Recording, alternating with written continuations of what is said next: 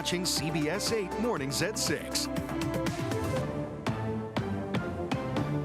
So glad you are with us. 6 a.m. on this Veterans Day, November 11th. I'm Eric Connors. And I'm Netta Irampur. We do want to warn you to be a bit careful on the roads. We do have video of the fog you might run into. This is right off of Convoy.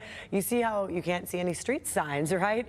So yeah, you're going to want to take your time here early this morning if you're headed out. Let's check in with meteorologist Evan Narani. A foggy start, but of course there's a 10 a.m. parade for Veterans Day today. And it seems like in similar fashion to yesterday and the days prior, we're already watching as this is starting to clear a little bit. So that's the plus side of the forecast, is that fog doesn't seem to stick around long past sunrise, which comes in the 6 o'clock hour, about 6:15 or so. So we do have a dense fog advisory that's in effect until 8 a.m. today, with visibility below a quarter mile in some cases. We still encourage you to practice caution as you're out there on the roads this morning, because this is the view. I mean, it's gorgeous, right? From Mount Soledad, you can see the sun rising, but most of us are under this dense layer of clouds. And while it is patchy, and there are a couple spots in the county that are already seeing it clear, it could stick around for another couple hours or so, 8 a.m., 9 a.m., around the South Bay in particular, it looks like. Coming up, we'll be talking more about the next chance for rain in the forecast that's going to be coming toward the end of this week. It's something you're going to want to hear. Vanessa Paz is standing by with a check of how that dense fog is affecting the morning commute. Yeah, what a beautiful shot right there. That's what it looked like higher above the surface. This is what it looks like closer to the surface near our freeways. This is the 5 in both directions right at Genesee. Unfortunately, you can barely make out the cars in comparison to 24 hours ago. Visibility a lot worse this morning, which is good that it's federal holiday, Veterans Day. There are a lot less cars that have to be on our freeways. As we take a look at the 5 coming at your screen is that southbound drive at Genesee. It's also very reduced down in the South Bay. This is what it looks like on the 5 in both directions right at East Street. All right, look out for a couple of hazards out on our freeways. It looks like we have a stalled vehicle on the 5 South at Poinsettia, and the car reportedly just stuck in the HOV lane. And then we have pellets in the slow lane on the 5 at Civic Center. Back to you guys. This morning, a homicide investigation is underway in Rancho Bernardo after a lifeless woman was found lying in a parking lot bleeding from her head. In fact, I drove by this crime scene yesterday. It was reported around 2:30 p.m. yesterday off West Bernardo Drive near the Westwood Club. Very busy area, this large parking lot. The woman was pronounced dead at the scene. Right now, police are looking for security video and witnesses. You're asked to call police or Crime Stoppers if you know anything. This morning, a bill aimed at reopening the government is on the way to the House after passing the Senate last night. The House expected to take up the bill tomorrow. The Senate voted 60-40 to pass the legislation to fund the government through January. The bill also reverses shutdown layoffs and guarantees back pay to federal workers. However, the deal did not include the Democrats' key demand of an extension of Affordable Care Act tax credits, which prompted the shutdown in the first place. Now some government workers are questioning if the shutdown was even worth it. What's the point if the subsidies were the issue and that's not a part of the negotiated plan? Senate GOP leaders say members are discussing the ACA with the promise of a vote sometime next month, but House Speaker Mike Johnson has been non-committal about a vote. Even with a deal to end the shutdown now in sight, air travel all across the country still severely disrupted. In this video you see right here showing dozens of planes all lined up. Yeah, they're just right there on the tarmac in Newark, New Jersey. Yeah, plane traffic jam there. Today, the FAA expected to increase flight cuts to 6% at 40 airports, and that includes San Diego International, which is where we find CBS 8's Regina Yarita with the latest here this morning. Good morning. Yeah, good morning, guys. Yeah, like you said, the FAA plans to reduce flights today by 6%, and it'll increase to 10% by Friday if the government shutdown isn't resolved by then.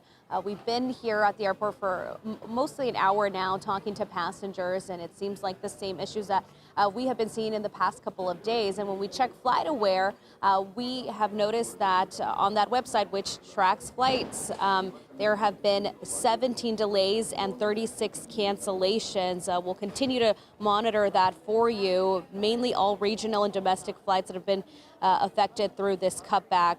Yesterday, there was a brief ground stop at the San Diego International Airport. Officials shared that the FAA issued a brief ground stop for flights arriving into San Diego in anticipation of high traffic volumes. And the high traffic volumes in this case were anticipated due to staffing shortages related to the ongoing federal government shutdown.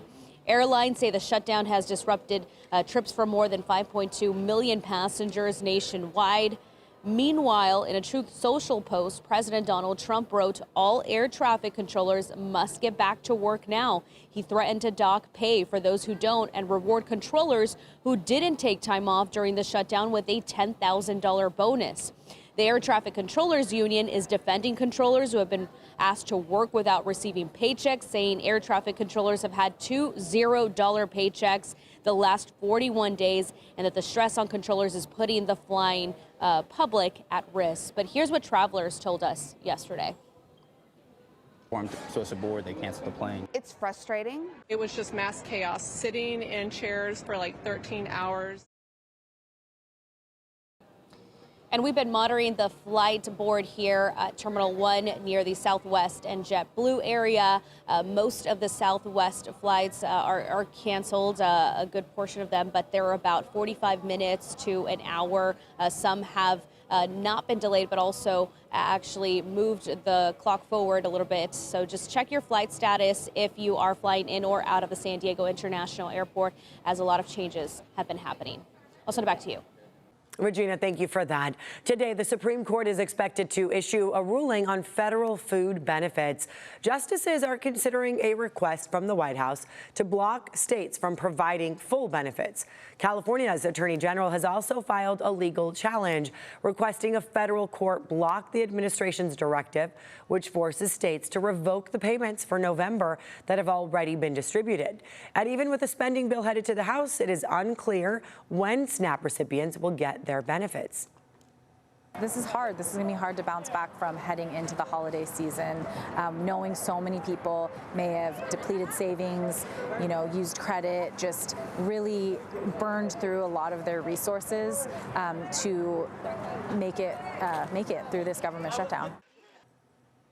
When the government reopens, the Department of Agriculture still has to send the funds to each state, and the states still have to process it all. This Veterans Day, your support matters more than ever. With those delayed paychecks and CalFresh benefits disrupted, many veterans are struggling to buy their groceries. Think about that. Honor those who served by helping feed military families and veterans who are in need right now. Every donation made today will be doubled up to $25,000 thanks to Lockheed Martin. Veterans and active duty military families make significant sacrifices, so access to this nutritious food should not be one of those sacrifices. You can donate to Feeding Heroes today. Make your donation go even further. It's getting matched. Just go to feedingsandiego.org. Hey, salute all our veterans out there. Big parade happening at 10 a.m. That fog is going to lift by then, hopefully, It seems like in a lot of cases we've already seen a couple select spots with that fog starting to clear its way out. So that's the plus side. Down toward the South Bay through downtown, it's a different story. Still very dense out there, in some cases below a half a mile or even a quarter mile. So becoming patchy is a good thing. That seems to point to a gradual clearing of that marine layer. We'll, of course, be keeping tabs on what those numbers look like in terms of our visibility over the next several hours. That dense fog advisory will stay in effect until 8 a.m. So after that is really when we should see more and more of that clearing. 72 out by the coast this afternoon. Once those temperatures start their warm up, we're still looking warm inland and toward the mountains, mid 80s for this afternoon. So that ridge of high pressure is still very much making its presence known for this afternoon under those partly cloudy skies. But those changes are going to come rather quickly as we get into the remainder of the week. Take a look at how that rain starts to pop up. We originally thought this was going to be a Thursday and Friday rain event. That was yesterday. Now it seems like this will be more so a Friday, Saturday rain event. So we're seeing that timing get pushed a little farther back. Best day for rain Friday, chances start to drop as we get through the weekend, but still staying pretty elevated for Saturday and for Sunday, dropping down to the lowest point once the storm begins by Monday. 5-day forecast shows that along with that rain, we're expecting cooler temperatures, cloudier skies, and plenty of wind in the process too. Our inland valleys will see about a 20-degree drop on our afternoon highs from the mid-80s this afternoon down to the mid-60s. And again, right now we're looking at a pretty decent chance of upwards of an inch, in some cases upwards of 2 inches of rain in the forecast over the course of these 4 days, for example. So as we get closer to Wednesday and Thursday now, we'll be able to kind of fine-tune that forecast. But each day it seems like we're kind of getting pushed down the line a little bit more in terms of the arrival of this storm. Want to send things over to Vanessa Paz, who's checking in on fog this morning and how the roads look with it. Yeah, fog is the big issue for sure. I know that the freeways are fairly quiet because it is a holiday, but regardless, if you have to head out the door, leave time for travel, it's pretty widespread this morning. This is what it looks like on the 5 in both directions right at Genesee. Coming out your screen is that southbound drive. Typically, you could see clear all the way up to Sorrento Valley. You can't really see much, just those cars disappearing in the distance. And this is the 5. Typically, you could see the 54 on-ramp from this view here. But again, visibility down to, as Evan's been mentioning, 0 to anywhere between a quarter, half a mile or so. Look out for a stalled car on the 5 South right at Poinsettia. This is just in between Carlsbad and Encinitas, the Solana Beach area. So this may cause you a little bit of brake tapping this morning. As we take a look at speeds in from the North County, we are still so far so good. 68, 70 mile per hour speeds on the 5 and the 15, anywhere between 69, 75 or so for those westbound drives coming in from Santee, as well as the College area, and about 68 mile per hour speeds. Smooth sailing all around. Talk about Tuesday light out there, 55 to get you towards the Coronado Island in from downtown. All right, 6:11 is the time. I mean, take a look at this. This is my gift to you guys. 15 minutes in from San Ysidro, that port of entry wait time, and Otay Mesa about double that, 30 minutes at last check.